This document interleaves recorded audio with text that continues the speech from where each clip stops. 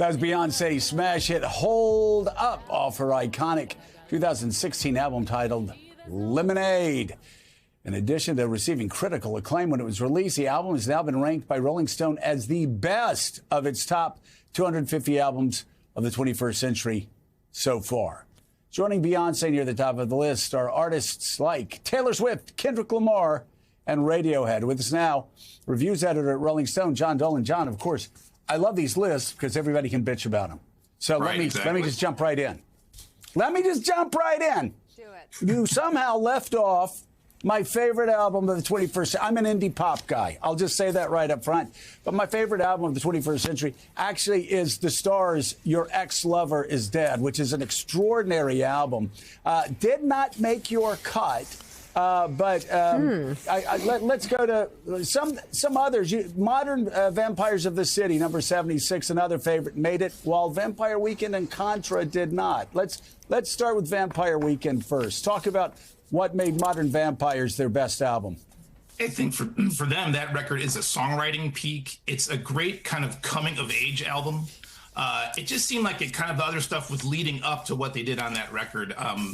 But it's tough with these decisions, you know. It's like we really want to kind of include the entire scope of the century so far. So you have indie rock, you have classic rock, you have hip hop, you have R&B, you have reggaeton, you have Afrobeats, you have country, metal, so many genres. And so we feel in that case, it's just that's a beautiful record. And I think it really kind of sums up what's great about that band a little bit better than their other records. Well, and John, you know, that's what's so interesting. Back when, you know, Rolling Stone, I grew up reading Rolling Stone lists, and it'd be like the top 100 albums of the 60s or the 70s or the greatest albums of rock and roll. Basically, it was rock and roll. It was the Beatles, the Kinks, the Rolling Stones, Stevie, you know, Ray Charles, et cetera, et cetera. And it was more in line. But, man, things splintered so much with Napster. Then you had Spotify, Apple Music. And, I mean, there are so many different genres and subgenres. This really had to be a beast for you to get your arms around. Well, it was a lot to it's an amazing, incredible kind of period for music the last 25 years. There's been so many changes, so many genres, so many different kind of artists who've come to the fore. But I mean, one of the interesting things about music is kind of what you just alluded to, which is that in 2000, people were still buying CDs. They were paying $18 for CDs. They were still listening to the radio to learn about music or watching, a video channel. That's completely gone. And for a while, at the beginning of the century, the early O's, it seemed like people were talking about the death of the album, that downloading was going to be a single track kind of thing. You were going to get songs on iTunes or another illegal service or something. And that changed a lot with streaming. And the album really has come back. And now album releases are events kind of in the way you're talking about with the 60s, where some of these albums kind of look back the way we thought about like Revolver or Sgt. Pepper's or Blonde on Blonde. That kind of love of the album as a cultural event has really come back in the last, 10 to 15 years. So we tried to sort of, sum that up. I hate to ask a political question because music is always my escape from all things politics. But I feel like in looking at that list, I need to. If you'd ask most people 5 years ago who was the artist of the 21st century and who put out one album after another album that was just mind-blowing, they would say, without a doubt, it would be Kanye. I mean, one album after another, pushed the boundaries, influenced. I'm wondering how much have his missteps, and when I say political, I actually shouldn't say that. It's gone well beyond, quote, political missteps. But how much did you all have to wrestle with that as you were going down the list of best music?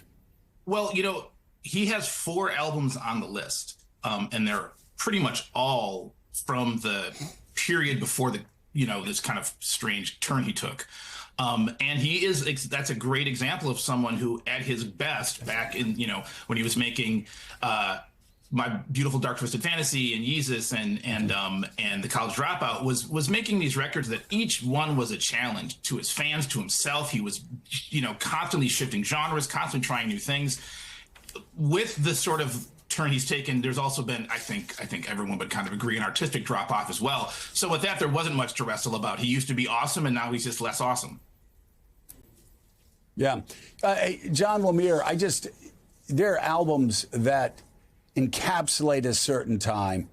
And, Hotel California is L.A. in the mid 70s at their most excessive sort of moment. 2000, even 2001. I think of a couple albums. One of them is U2's "All You Can't Leave Behind," which just is that moment, that pre and post 9/11 moment. But there's another, The Strokes. Is This It? Man, that was the New York album of 2001 or so. And that comes in number 10 on the list.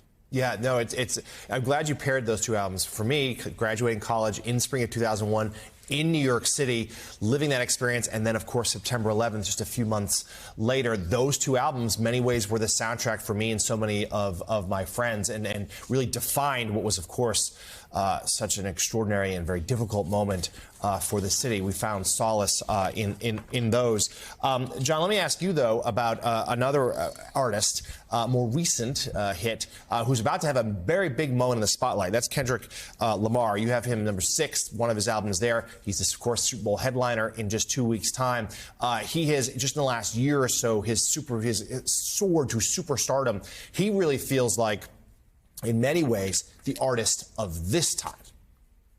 I think that's right. I would say him and also Taylor Swift would be the two who really kind of define our time right now. I mean, Kendrick is making news all the time. He was in this huge beef thing with Drake. But the thing about that, all that stuff, all the drama around him really goes back to this album, Good Kid, Mad City, which was really just almost like a novelistic kind of portrayal of his life. And if you look, he has 3 albums on the list. He has To Pimp a Butterfly and Damn as well. It's the same thing where each one is just another step up in his art and his, in his ambition. And I think you hit it on the head. He's really kind of speaking right now to what's going on in the world. John, looking at the list and, the 25 top 10, top 250 albums or whatever, I had a serious flashback. And I was thinking of years ago driving along Sunset Boulevard in Los Angeles and seeing Tower Records on the right-hand side, pulling over and going into Tower Records, a store filled with albums and records, whatever you needed. What is an album today? What does it mean today? That's a great question. What's incredible, imagine this scenario. You pull in there and someone comes up to you and says, hey, don't buy anything because in a few years, this will all be on your phone. Yeah. Every record ever made, ever, will be in your pocket. And you'd think that could cheapen the music. But what's actually happened is it's taken away the dominance of things like radio stations, record companies, record stores.